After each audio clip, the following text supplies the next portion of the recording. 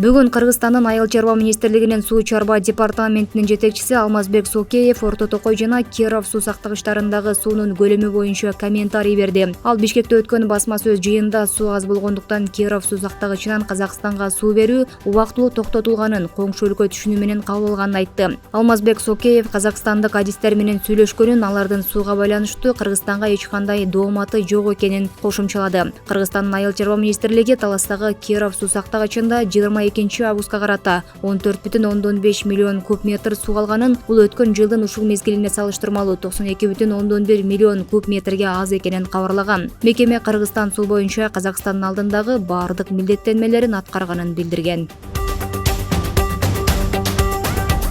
Улуттук коопсуздук боюнча мамлекеттик комитет алдамчылык беренеси менен Камчы Кулбаевдин уюшкан кылмыштуу тобунун активдүү мүчөсү Майрамбек Мусадаров кармалганын билдирди. Атайын кызматтын кабарлашынча, шектүү Чолпон Ата шаарындагы ипподромдун жанынан жер тилкесин беремдеп, бир жарандын ишенимине кирип, анын $5,000 жана автоунаасын тартып алган. УКМК шектүү ал жер тилкесин Кулбаевга өткөрүп бергенин билдирди. Атайын кызматтын маалыматына ылайык, Майрамбек Мусадаров криминалдык чөйрөдө Ысык көл районунун Боз Тери айыл аймагынын көзөмөлдөөчүсү болгон. Учурда кылмыш жаза кодексинин 209 беренеси менен кылмыш иш козголуп, тергөө башталды.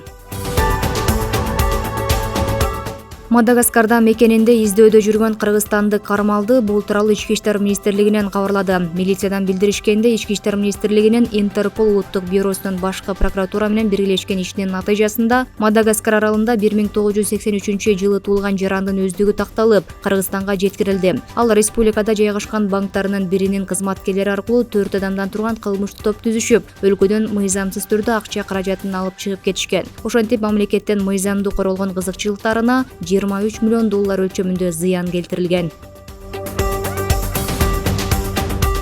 Кыргыз автожол мамлекеттик ишканасынын Талас филиалынын кызмат адамдарынын мыйзамсыз аракеттери аныкталды. Улуттук коопсуздук мамлекеттик комитетинен билдиришкендей, тиешелүү адистерди тартуу менен текшерүү иштери учурунда Суу Самыр Талас Тараз автожолунун айрым тилкелерин курулуш монтаждоо иштерин жүргүзүү учурунда мамлекетке 10 миллион сомдон ашык зыян келтирилгени аныкталды. Азыркы учурда бул факты боюнча кылмыш жаза кодексинин кызмат абалынан кыянаттык менен пайдалануу беренеси боюнча кылмыш иши козголуп, келтирилген зыяндын ордун толтурууга жана бул ишке тиешеси бар адамдар кылмыш жоопкерчилигине тартууга багытталган тиешелүү ыкчам тергөө иш-чаралары жүргүзүлүүдө.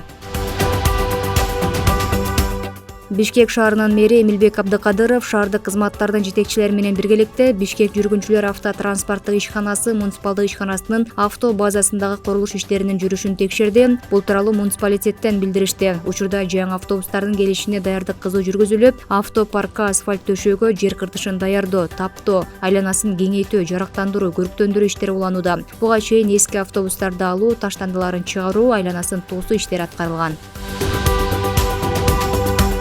Бишкек шаарынын мэриясы Борбордо коомдук муниципалдык транспорттор электрондук төлөмгө өткөн 3 күнүн ичинде 80 миңден ашык тулпар картасы сатылганын билдирди. Жүргүнчүлөр карта жок калып жатканын айтып арызданышууда. Мэрия коомдук транспортторго карталарды жеткирүү иштери жүрүп жатканын кабарлады. Бишкекте 20 августтан тарта коомдук муниципалдык транспорттордо накталай акча кабыл алынбай жатат. Мындан ары жүргүнчүлөр жол кирени электрондук жол менен тулпар, виза, Элкарт жана башка карталар, Мбанк, Мегапей, Баланс, О деньги мобилдик тиркемелери менен QR код аркылуу гана төлөй алат.